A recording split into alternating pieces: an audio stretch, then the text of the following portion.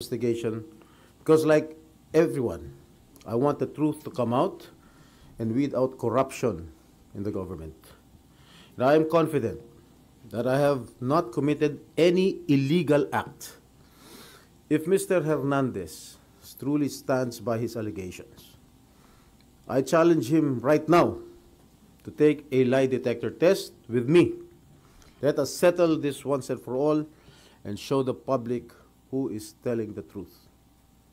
Yun lang. Sir, hindi nakita niya intention, ba't kayo sana gano'n ni Hernandez? I really do not know what his evil intentions are.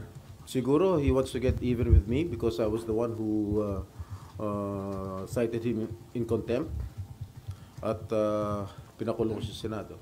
Sir, it's not true na nagpa-allocate kayo ng about 335 million? Yung sa 330, kano raw? 335 million, lahat siya nasa GAA. Everybody can choose any item from the GAA at ibintang kahit kanino senador. So wala kayong ganung pina-allocate? Isang malaking kasinungalingan ng mga pinagsasabi niya patungkol sa pagbabako ng mga proyekto. Sir, what do you make of it, yung paulit-ulit niyang sinasabi na hindi kasi? Parang alluding to kahapon sa nangyayaring biruan yun. Well, yung biruan lang ni Senator Marcoleta sa akin. Well, pero in the eyes of the public, parang it was uncalled for. That's why I resented this statement. Ba't sa House kayo paulit-ulit sinasabi ni Bryce na hindi Well, siguro kinuha lang niya yung kahapon yung pagbiro ni Senator Marcoleta. Alam niyo sir, parang napamura kayo or No, naggalit talaga ako. Talaga napamura ako. Napakasinungaling nitong taong to. Because first of all, hindi ko siya kilala and I have never met that guy. Just common sense. Will you think I will be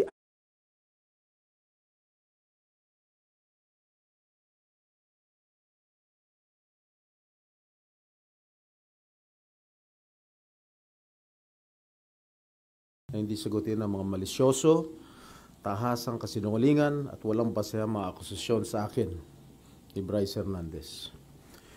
Hindi ako papayag na makaladkad ang aking pangalan sa mga pahayag na katang-isip at gawa-gawang salaysay. I have participated diligently and consistently in the Senate investigation because, like everyone, I want the truth to come out and weed out corruption in the government. And I am confident that I have not committed any illegal act.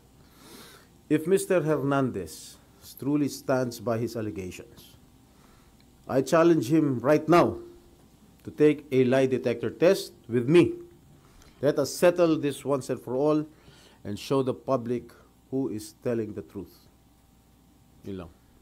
Sir, hindi nakita niya intention, ba't kayo sana gano'n ni Hernandez? I really do not know what his evil intentions are. Siguro he wants to get even with me because I was the one who cited him in contempt at pinakulong sa Senado. Sir, it's not true na nagpa-allocate kayo ng about 335 million? Yung sa 330, kano raw? 335 million, lahat siya nasa GAA. Everybody can choose any item from the GAA at ibintang kahit kanino senador. So wala kayong ganung pina-allocate? Isang malaking kasinungalingan ng mga pinagsasabi niya patungkol sa pagbabako ng mga proyekto. Sir, what do you make of it, yung paulit-ulit niyang sinasabi na hindi kasi? Parang alluding to kahapon sa nangyayaring biruan yun. Well, yung biruan lang ni Senator Marcoleta sa akin. Well, pero in the eyes of the public, parang it was uncalled for.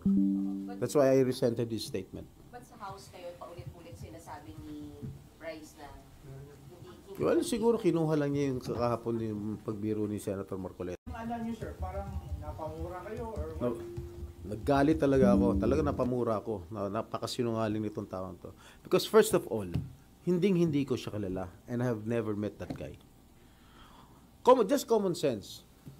Will you think I will be actively participating in this investigation na nandun siya, nakilala ko siya, nagbibigay siya ng pera sa akin? That's common sense. I should have abstained from that hearing, from this hearing.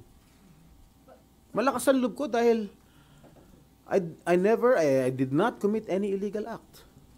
Sir, claim niya dumaan kay, saan claim niya ay si District Engineer Alcantara ang nagsabi. Si District Engineer Alcantara, he even denied it. Dininay niya yung kay Senator Joel, dininay din niya yung sa akin. Oh. Sir, kinukolegal magkakalala daw kayo nung Maynila pa. Sino? No. Hindi ko siya kilala. Sa Manila?